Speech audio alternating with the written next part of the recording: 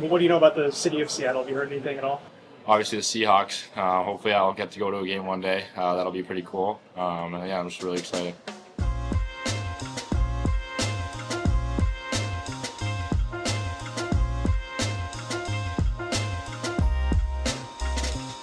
Hey everyone, it's RJ and Dylan here at the 2025 NHL Draft. We are standing right in front of the player stages, and soon we are going to be talking to the 8th overall pick from the Seattle Kraken. It's going to be really exciting and can't wait to bring the first interaction with the new Seattle Kraken member.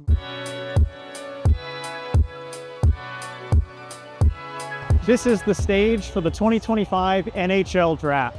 In less than an hour, the top draft-eligible prospects are going to be called up onto that stage and welcomed into the NHL. Now, this is going to look a little bit different than past years in the NHL Draft because this is the first draft that is fully remote. Now, normally what you'd see is the player coming up on stage and meeting the GM, the coach, and a bunch of team scouting staffs. But this year, each team is going to designate one draft pick announcer. Now, that could be a celebrity, it could be a former player, it's going to vary based on the team. But the player's still going to come up on that stage and put on the jersey of the team that drafts them. Gotta be Schaefer, right? The guy yelled it has to be Schaefer. The New York Islanders are proud to select from the Erie Otters, Matthew Schaefer. All right, no surprise at number one. No surprise at all. Don't have to overthink it. Yeah, well now is this where the real draft starts? Yeah. Will the Sharks bring any chaos? Will the Sharks overthink it? Yeah, maybe that's the question, right? The San Jose Sharks are proud to select from the Saginaw Spirit, Mike Visa. Yep, it was all smoke screens. Yeah. Felt like Mike Greer was especially interested in just throwing whatever else out there this year, just to try and throw teams off. Well, you might as well. You didn't get to last year. That's true. At number one, yeah, everyone knows who you're taking, but I mean, great pick. Like, he's gonna do well with their forward group, and like, I feel like they couldn't go wrong with Schaefer or Misa, no matter how it turned out. You know, the defense and everything, it's not really Celebrini's forte, it's not really Misa's forte. Yeah. It's going to be a strictly high-octane attack for the Sharks. The Chicago Blackhawks select from Djurgården, Anton Frendell. All right, so still no major surprises from the draft through 3 picks. I know you're worried about the injury history, but at pick 3, do you like the fit for Chicago? Yeah, I think I probably would have preferred Desnoyers. I think just what he could bring to the organization behind Bedard as a 2C would be really nice for him. But Frendell has a great compete level, great size, great strength. And, you know, worst things worse, he can slide over to the wing. He played a lot of time this past season on the wing. Great power forward there. So no matter what, Chicago's getting a player that's going to be able to go out there and make a lot of space for Connor Bedard. All right, well, now it gets more interesting. I mean, there's a number of ways the Mammoth could go. I mean, if they keep the pick, there's a whole bunch of young forwards they could pick. I mean, like Desnoyers, I would think be the favorite. Probably. I mean, there's other directions they could go. But this is the first pick. I think there's a realistic chance that it could get traded. And then obviously, of course, if they do make the pick, they need some center depth. They definitely don't need winger depth right now after acquiring JJ Peterka. But yeah, there's lots of great centers for them to pick up here. Can I get a Caleb Deone?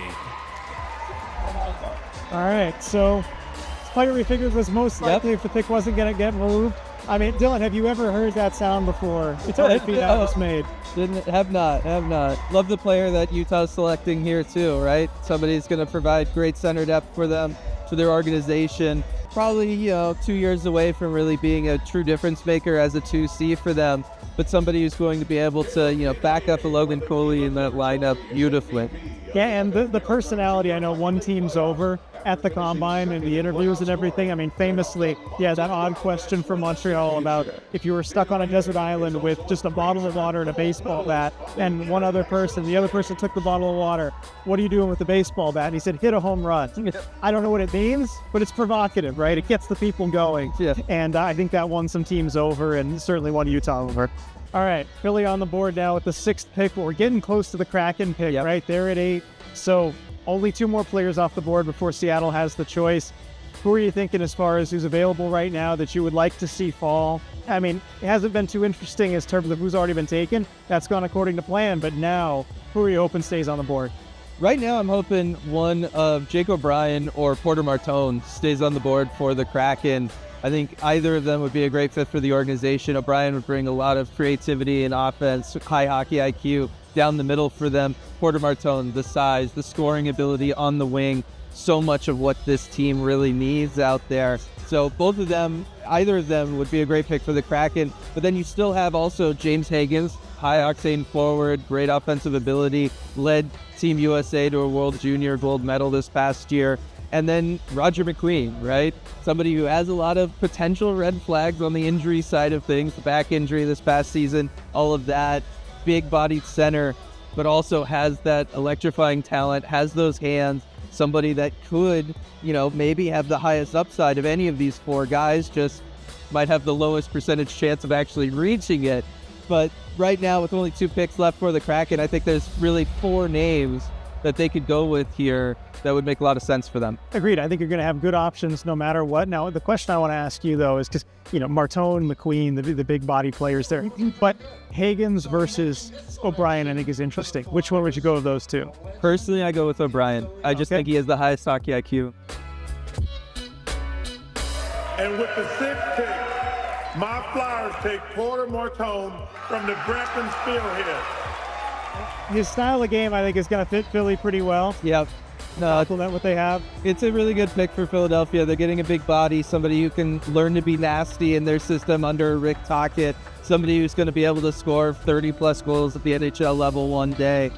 They need centers. That's why everybody kind of had them picking a center. So this is them going a little off board, going a little against what, everybody in the world knows is their need.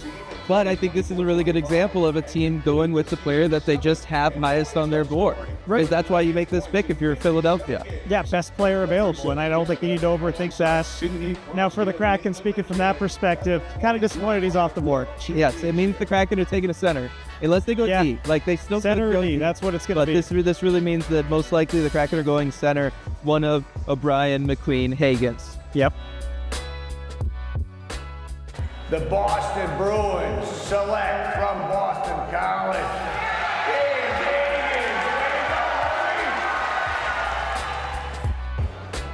The 8th selection in the 2025 NHL Draft belongs to the Seattle Kraken. Seattle, you're on the clock. All right, it's time. It is time. Jake O'Brien just feels like the type of guy the Kraken would select.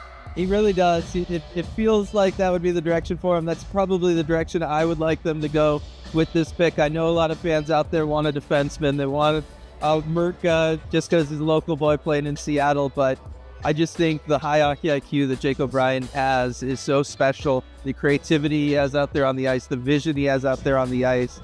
For a franchise that has struggled to find that at the NHL level, to have a player like that in the system, it's just going to be too much to pass up. Yeah, and I know you have a lot of centers in the system, but do you really have a true 1C?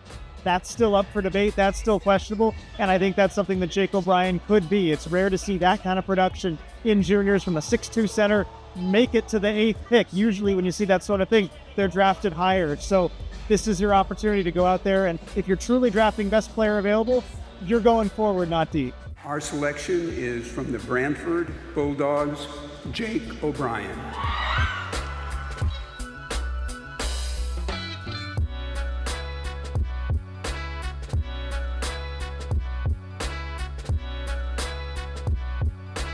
So after the prospects are picked down there on the stage, they go backstage and they talk to the national television affiliates, and then they're brought up here to the player pods. And this is where we, as more local media, get to meet with the prospect that the team just drafted, ask our first questions, and yeah, this is where all the magic happens here. What do you know about the city of Seattle? Have you heard anything at all? Obviously the Seahawks. Hopefully I'll get to go to a game one day. That'll be pretty cool. And yeah, I'm just really excited. You come from a pretty athletic family. What lessons have you learned, particularly from your parents, about hockey in your career? Just hard work and being humble. Just going into each day, not thinking you're the best, and just getting to work every day and getting better. Right after this, I'm going to get right back to work and into the gym and hopefully make it to the NHL one day. What do you feel is the next area of your game that you want to improve? Just my face-offs and my first 3 steps. I feel like I need to get a little bit better at my skating ability. and then just working on my face-offs, getting in the gym, getting stronger. I know working on shooting a little bit more was a point of emphasis for you this season. How have you felt like that's rounded out your game? Yeah, I think just it helps my passing too. I feel like I'm a very good passer, and just being able to have the ability to shoot fools goaltenders and fools defenders. So I just got to keep working on it and hopefully score more goals next year.